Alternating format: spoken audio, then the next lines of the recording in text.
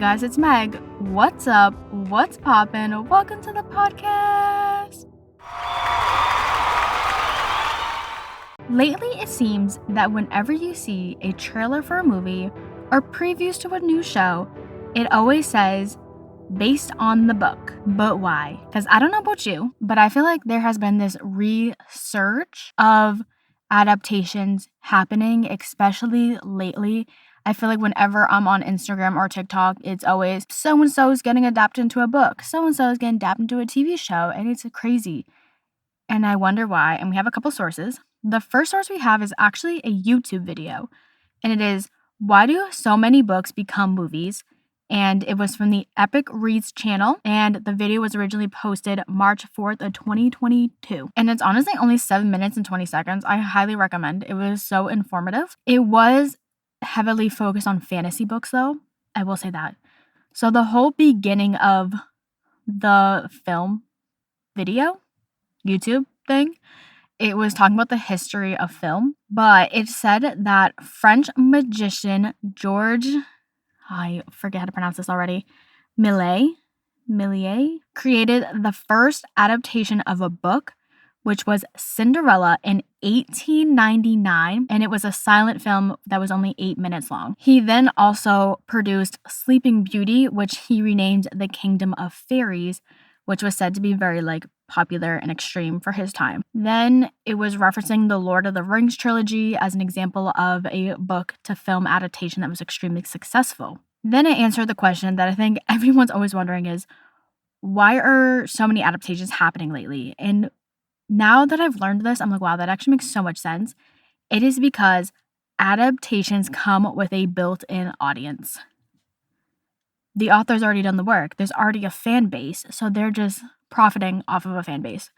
It also said that filmmaking is so expensive, so studios do whatever they can to minimize their risk, which is why they do a lot of adaptations, because they know people are going to want to come and see it. And then an example they gave of a movie and a TV show is the Mortal Instruments series. Apparently, in 2013, it got adapted into the Mortal Instruments City of Bones, and the film stayed pretty faithful to the book, but because of that, it had failed to a wider audience. So opening weekend, it made a gross of only $9 million. And I know what you're thinking. Only $9 million is crazy. That's a lot of money. That could get us all out of a couple jams. But I'm going to say the next sentence, and now you'll realize why $9 million is so small compared to the next number. The show had a budget. It had a budget around $60 million. So looking at that ratio, so they then decided to take this series and they turned it into a TV adaptation called Shadowhunters, and that spread it to a bigger audience. It actually did pretty well at first. It had 4 seasons, but then it died away, just like a lot of things. But they said the benefit of adaptations is it creates a bigger fandom by offering a gateway to fantasy for reluctant readers. And that is everything I took from the first source, which it makes sense. Knowing that now, that's why there's book adaptations, because it comes with a built-in fan base. I don't know why I didn't put the dots together in the beginning, because that makes so much sense. And not only that, sometimes people will watch the movie or watch the show and they'll get really into it that they'll actually go and buy the book after to go read it, to be like, oh wait, how accurate was this adaptation? I know I did that. I watched 9 Perfect Strangers, the TV show series, because I didn't know it was a book. And then after I watched the show, I ended up getting the book and reading it, and it was actually pretty similar. It was crazy. The second source I have is penguin.co.uk, which we used them before, and this is books to film and TV adaptations. And they actually gave us insider information on how books get adapted to movies or TV shows. It was a really cool article, but it started by saying that we're seeing a lot of adaptations lately, like Heartstopper, Bridgerton, and Lessons in Chemistry, which I don't think Lessons in Chemistry is out yet. Hey, what's up? It's Editing Meg, and I was mixing up my books. Lessons in Chemistry came out a few years ago. I was thinking of Love Hypothesis, which is not out yet. But they said basically the same thing. Book adaptations are a source of great plots and characters and come with ready-made fan bases. We're going to skirt a little bit. Both the first article and this source were saying that an original thought comes with a lot of risk, because nobody knows the storyline, nobody knows the plot, nobody knows the characters. Whereas if you take an adaptation of a book, you have a fan base that's already created, that already knows the plot, already knows the characters, already knows the storyline. So they're going to be more willing to go see it. I think another example, like extremely lately, has been Project Hail Mary. That came out back in March? April? I think March. And it was so popular. Like, I know me and my friend wanted to read the book before we went to watch the film, that when we tried requesting the book from the library, we couldn't.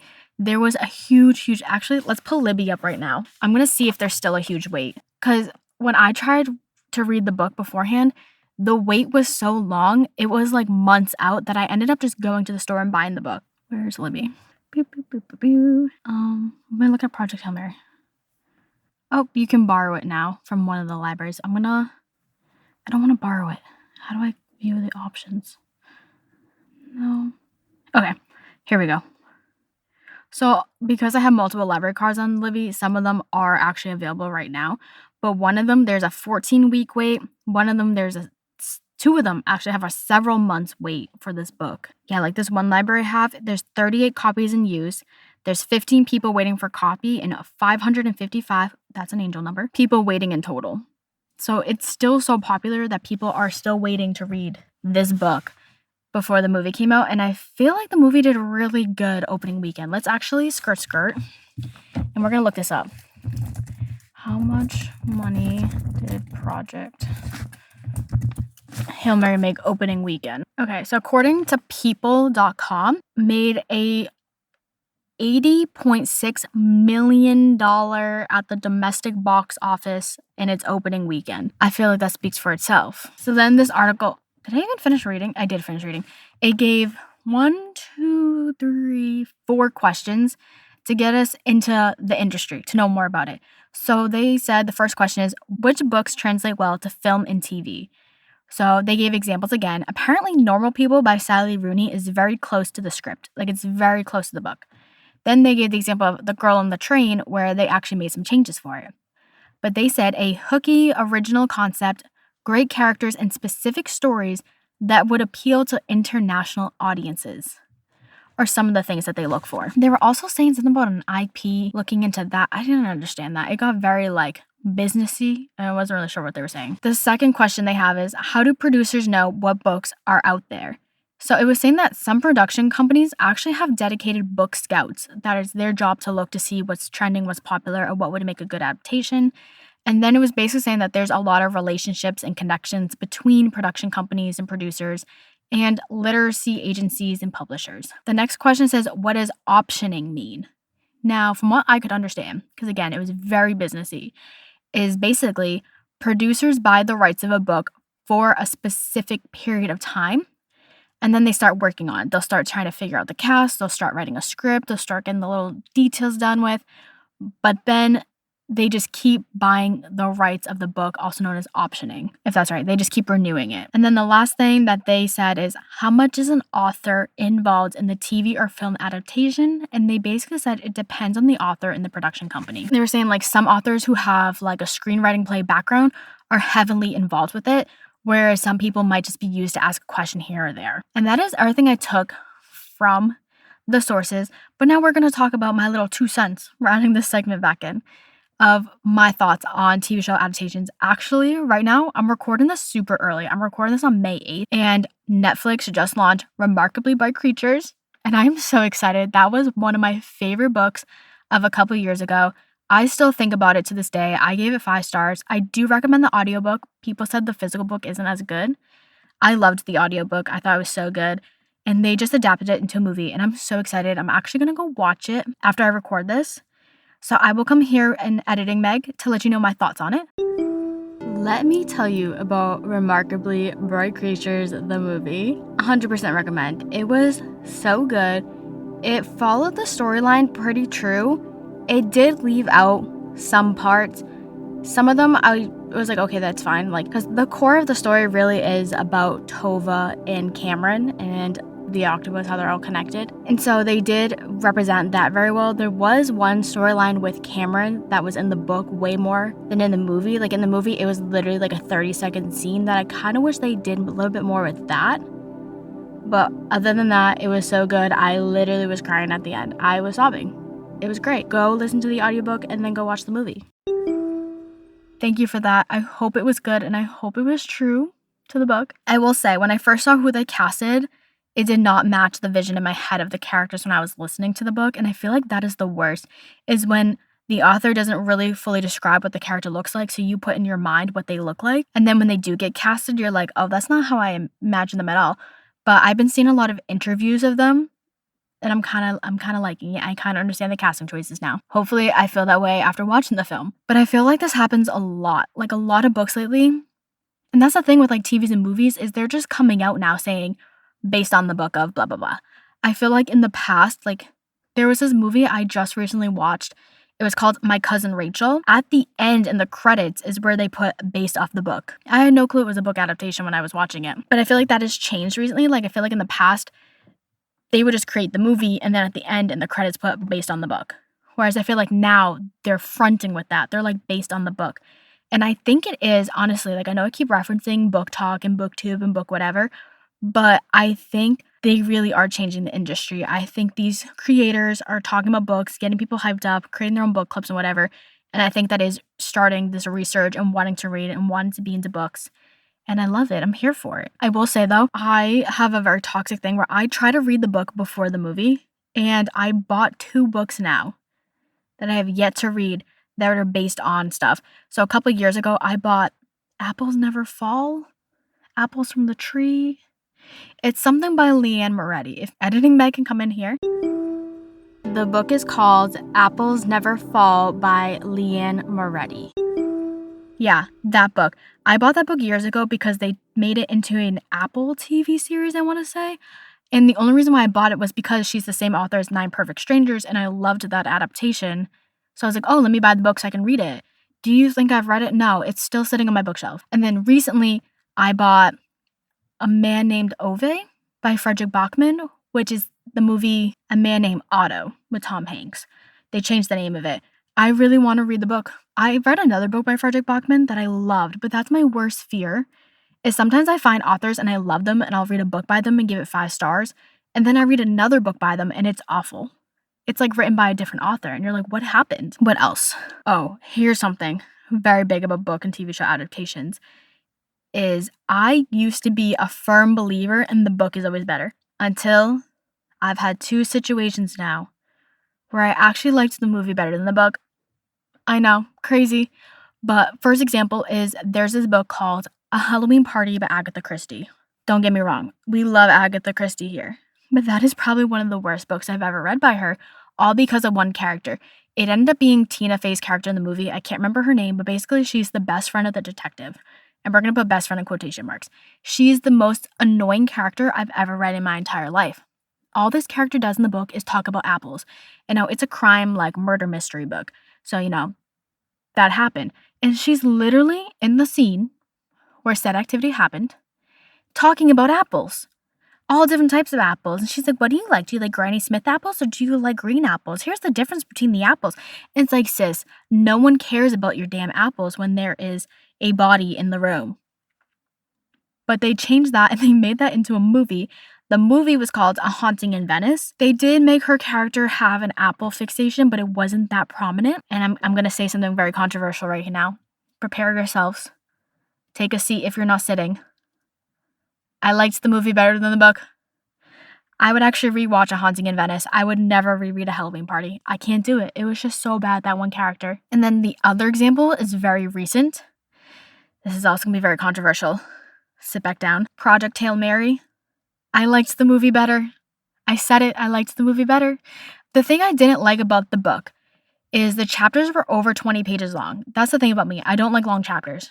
I don't like big books and I don't like long chapters. But it wasn't even that the fact that the chapters were long, because the book I'm reading now has pretty long chapters. But Project Hail Mary, out of the 20 pages of the chapter, 12 of the 20 pages were just him describing an experiment. And it wasn't even like this big scientific thing. It would be like talking about how this character was trying to tied like a piece of string to a pencil and then dropped it to find the velocity of something. And it's like, sir, you don't need 12 pages to write that you tied a string to a pencil. You could have wrote that in a paragraph. And that's my biggest thing about Project Hail Mary. It was just, To me, I know it's a science fiction book. Maybe that's on me. Maybe I just don't like science fiction. But it was just too sciencey and not enough fiction, if that makes sense. What else is there? Oh, I read this book years ago and I loved it so much. It's called The Art of Racing in the Rain. Apparently, it turned into a movie, but I'm too scared to watch it because that book made me cry so hard. Lauren Oliver, she's one of my favorite authors. She has quite a bit, I want to say, of movie and TV show adaptations. But I reread Panic to watch the TV show adaptation, and then I literally watched half of the first episode, never continued it, because it didn't follow the storyline in the book, and I was like, are you serious? I was a little disappointed, but I feel like I need to, watch it. Just, watch it, not. I think that's my problem, is when I'm watching adaptations, I'm going in thinking they're going to be exactly like the book. And now that I know this information, that they change it up to broaden the fan base, I think I need to start looking into those adaptations. But I feel like everything lately has just been becoming a movie or a book. And it's starting to come to the point, though, that it's kind of getting annoying to me. I feel like that's going to be a little controversial. But it's like every time I turn on social media, that's so embarrassing. Every time I go on social media, it's always announcing some new adaptation. And I feel like it's taken away from reading. Because it's like now everyone's going to want to read that book. Now that book's going to become popular, which is great. But it's not great if you've been wanting to read it for so long and then you go to find it and you can't because it's sold out or the price increase. That's something I noticed a lot. Project Hail Mary was pretty expensive when I bought it. Granted, books have been getting more expensive over time due to inflation and everything like that. But it's crazy how expensive books are getting. And I want to say it's besides inflation and everything like that. It's because they're getting adapted into movies and TV shows.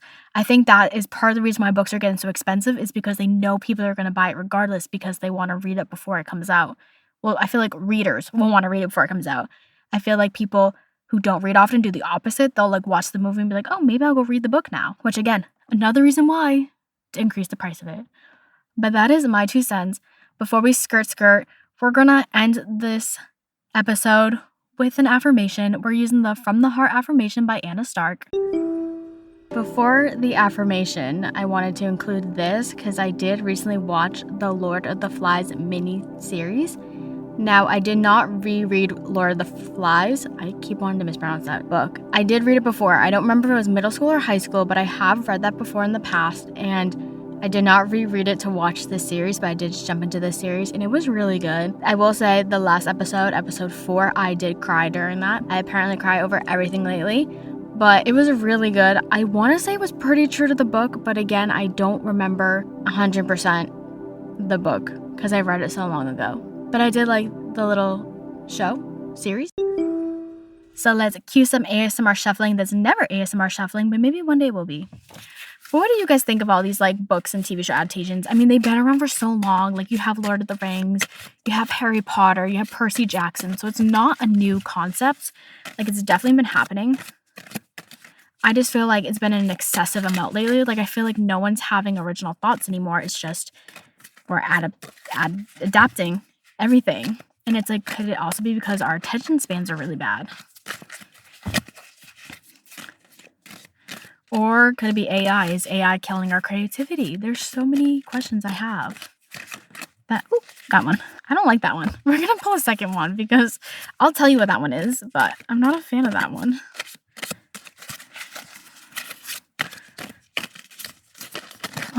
Thank you. Okay, we're going to pull 2. Because the first one's kind of, I don't like it. Cue the drum roll, please. So the first one we have is, I see clearly actions of a manipulation. I see the truth. That one just seems really dark. So hopefully this is not as dark. The second one we have is, my heart and mind are unified in spirit. It's a little more positive. And those are our affirmations of the week. So the next time you're scrolling on social media and you see that there's a new book adaptation coming out, just know they've been happening for a very long time. It's because there's already a built-in fan base and it's less of a risk. And it might follow the book exactly, or they might change it up a little bit to broaden their audience. Thank you for tuning into this week's episode of Hey Guys, It's Meg. You can follow Hey Guys, It's Meg _podcast on Instagram for updates and good times. Come back next Monday at 9 a.m., where I'm pretty sure we're going to talk about what national month June is. I'll see you on the flip side. Peace out, Girl Scouts.